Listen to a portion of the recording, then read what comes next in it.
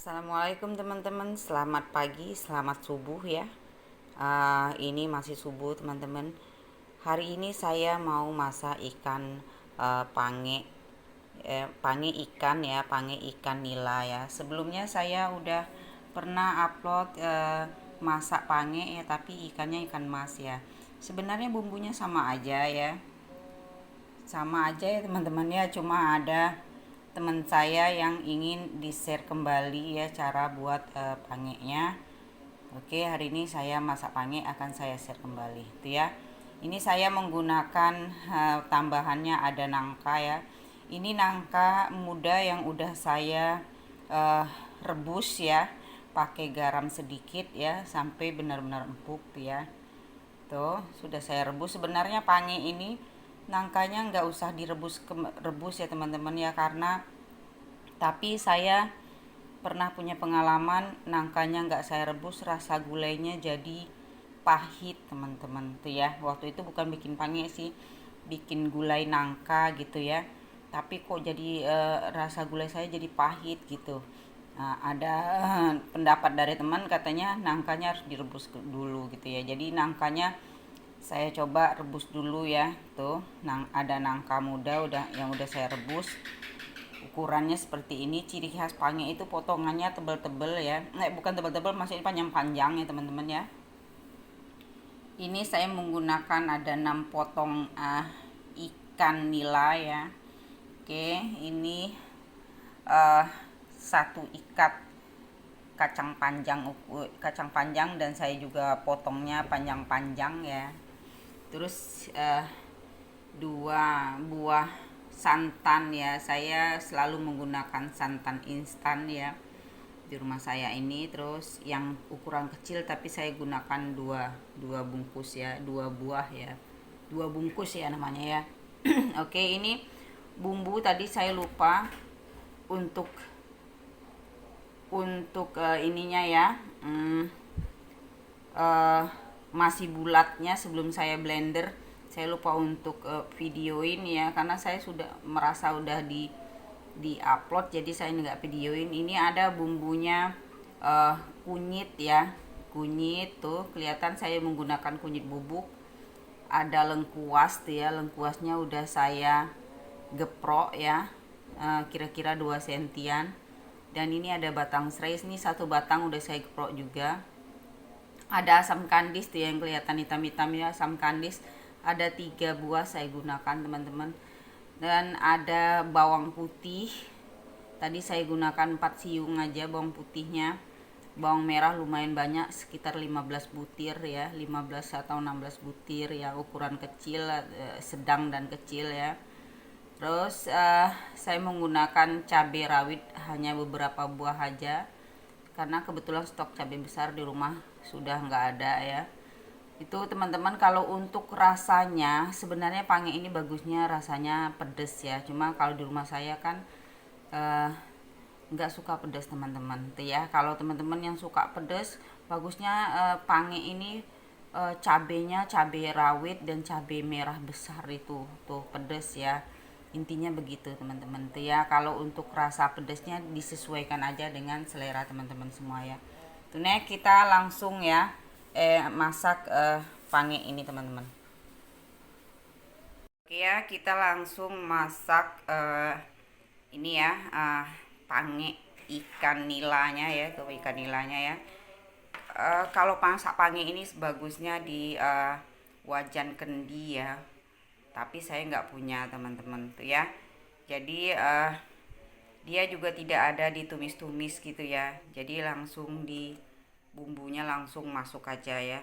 Jadi pertama saya susun ini dulu tuh ya, uh,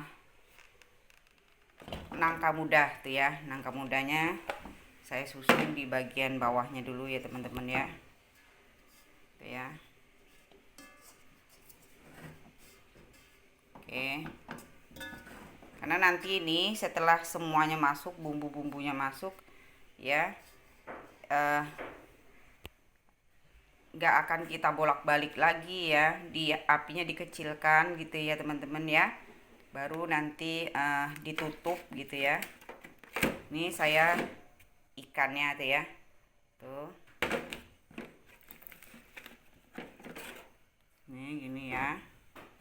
Oke, terakhir saya masukkan kacang ini ya, kacang panjang ya, kacang panjangnya itu ya.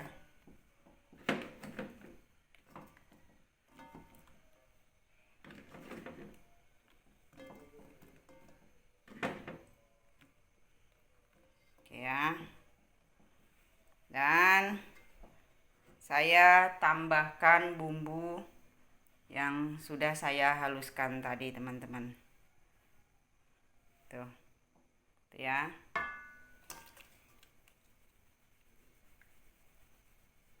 Oke, kita masuk garam dan sebagainya teman-teman. Tuh ya, setelah semua dimasukkan ya, bumbu halusnya tadi, kita tambah garam ya.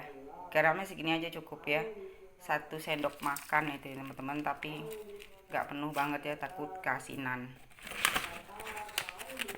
Tuh, dan kaldu jamur itu ya, tuh, itu sekitar 1 sendok teh itu teman-teman. Oke, nah kita masukkan airnya teman-teman ya. Setelah bumbunya, garam dan kaldu jamurnya dimasukkan, ini saya hanya menggunakan kaldu jamur ya teman-teman, tapi kalau teman-teman suka pakai MSG penyedap yang lain silahkan tambahkan ya teman-teman ya. Kalau di rumah saya hanya ini aja. Oke ya, itu saya masukkan air masak ya, tuh air mateng ya teman-teman ya, tuh gitu.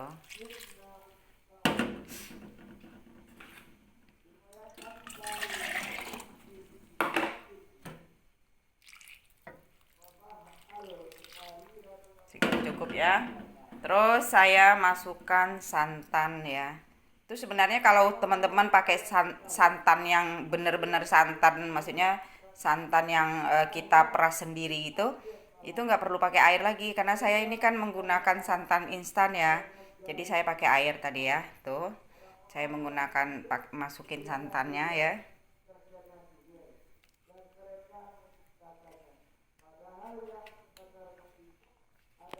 Nek, kita ini aduk-aduk sebentar. Santannya udah saya masukin, terus saya giniin dulu. Tuh ya.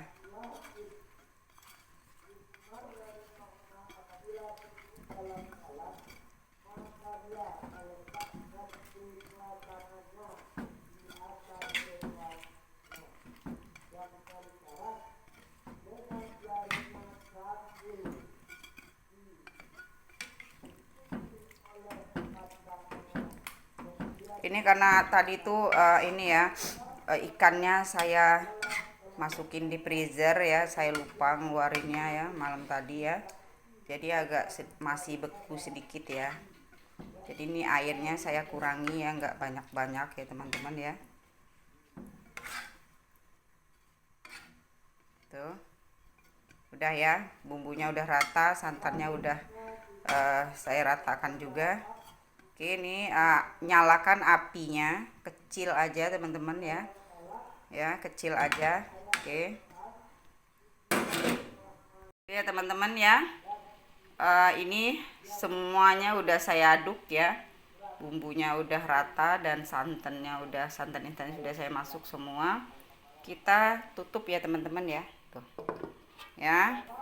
Ini kita tunggu sampai kurang lebih 60 menit ya, kurang lebih 60 menit, sebaiknya 2 jaman ya, 120 menit, tapi mungkin saya masaknya sekitar 60 menit aja teman-teman ya, karena nggak keburu nih teman-teman. Nanti kalau teman-teman yang waktunya banyak di rumah tuh ya, masaknya di hari libur atau gimana gitu, bagusnya 2 jaman, karena saya sebelumnya masaknya 2 jaman itu lebih rasanya lebih endul teman-teman.